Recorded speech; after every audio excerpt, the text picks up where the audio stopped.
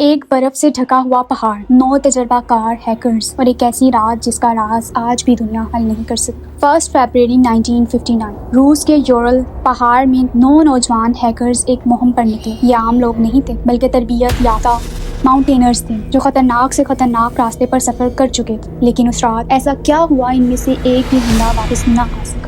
جب کئی ہفتوں بعد ریسکیو ٹیم وہاں پہنچی تو ہر چیز نے ایک نئے سوال کو جنم دیا۔ خیمہ ایک جگہ موجود تھا، سامان بھی اندر رکھا تھا، لیکن ایک چیز نے سب کو حیران کر ڈالا۔ خیمہ باہر سے نہیں اندر سے کاٹا گیا۔ آخر ایسی کون سی خطرناک چیز تھی جس نے انہیں برفانی طوفان میں آدھی رات کو بغیر جوتوں اور گرم کپڑوں کے باہر بھاگنے پر مجبور کر؟ اس مہم کی قیادت 23 سالہ ایگر دیاٹلوف کر رہا تھا۔ ٹیم میں کل 9 افراد شامل تھے اور سب کے سب ماؤنٹینرز تھے اور سب کا ہدف تھا اوٹرانٹن پہاڑ تک پہنچنا۔ ابتدائی دن خوشگوار گزرے۔ وہ ہنستے رہے، تصویریں بناتے رہے، اپنی ڈائریز میں ہر دن کی تفصیل لکھتے رہے۔ ان میں سے کسی کو بھی اندازہ نہیں تھا کہ وہ اپنی زندگی کے آخری صفحات لکھ رہے ہیں۔ پھر 1 فروری کو موسم اچانک بگڑ گیا۔ تیز برفانی ہوا نے انہیں راستہ بدلنے پر مجبور کر دیا اور انہوں نے ایک ڈھلوان پر خیمہ لگا لیا۔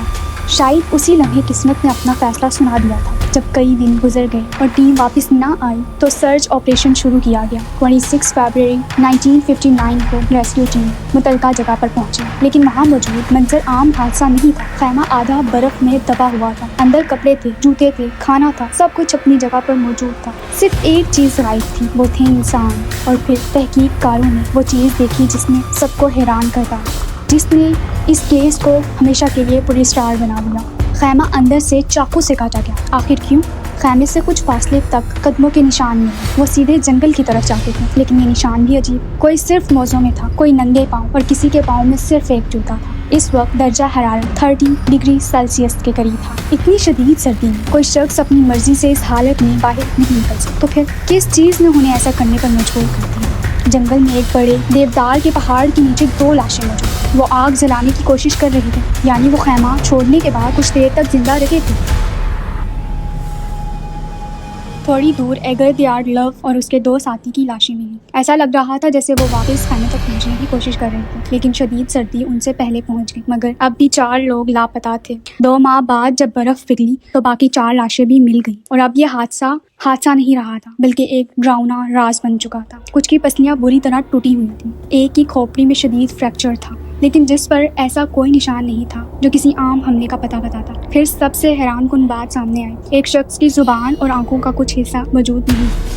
بعد میں فورینسک ماہرین نے بتایا کہ یہ قدرتی گلنے سڑنے، پانی اور جنگلی جانوروں کے وجہ سے بھی ہو سکتا ہے، اس لیے اسے کسی حملے کا ثبوت نہیں سمجھا گیا۔ لیکن اس کے باوجود یہ منظر ہر دیکھنے والے کے ذہن میں ایک ہی سوال چھوڑ گیا، آخر وہاں ہوا کیا تھا؟ اس کیس پر بے شمار نظریات پیش کیے گئے۔ کسی نے کہا طوفانی توند آیا تھا، کسی نے فوجی تجربات کو ذمہ دار ٹھہرایا، کسی نے انفرا ساؤنڈ کا نظریہ پیش کیا، اور کچھ لوگوں نے اسے موافق الفطرت طاقتوں سے جوڑ دیا۔ 2019 میں روسی حکومت نے اس کیس کے دوبارہ تحقیقات کی۔ 2020 میں جاری ہونے والی رپورٹ کے مطابق سب سے زیادہ ممکنہ وجہ برفانی توند اور اس کے بعد شدید ہائپوتھرمیا تھی، لیکن آج بھی بہت سے محققین اس نتیجے سے مکمل اتفاق نہیں کرتے، کیونکہ ابھی بھی کئی سوال ایسے ہیں جن کا کوئی حتمی جواب موجود نہیں۔ کبھی کبھی حقیقت افسانوں سے بھی زیادہ خطرناک ہوتی ہے۔ دیاٹلوف پاس کا راز بھی انہی حقیقتوں میں سے ایک ہے۔ 9 لوگ اس سفر پر نکلے تھے، لیکن واپس کوئی نہ آ سکا، اور آج 65 سال گزرنے کے باوجود وہ برفیلے پہاڑ شاید ابھی اس راہ کا راز اپنے سینے میں دفن کیے ہیں۔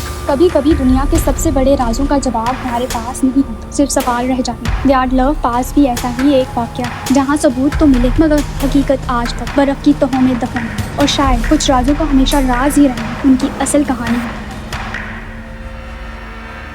اگر آپ کو ایسی ہی ریئل سٹوریز، امیزنگ فیکٹس اور مسٹیریس پلیسز کے بارے میں ویڈیوز پسند ہیں تو چینل کو سبسکرائب کریں، کیونکہ مسٹی وکسا پر ہر ویڈیو ریسرچ کے بعد اور حقیقی معلومات کے ساتھ آپ تک پہنچائی جائے گی۔ میں ملوں گی آپ سے نیکسٹ ویڈیو میں ایک اور ریئل سٹوری کے ساتھ۔ تب تک کے لیے اللہ حافظ۔